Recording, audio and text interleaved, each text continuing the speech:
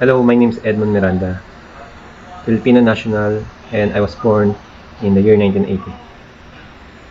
I'm seeking for a post of document controller in any part of United Arab Emirates or in any Gulf countries. My qualification, I have a bachelor degree in computer science, and I have more than 15 years of experiences working as document controller. The recent project that I work with is in Saudi Aramco at Saudi Arabia.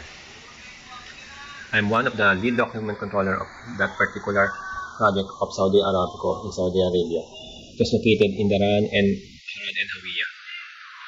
My main responsibilities are to keep and maintain and secure all documents, either soft copy and hard copy.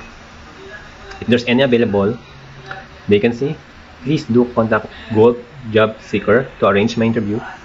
And please don't forget my CV number 407326. Thank you for watching my video CV and looking forward to be part of your company.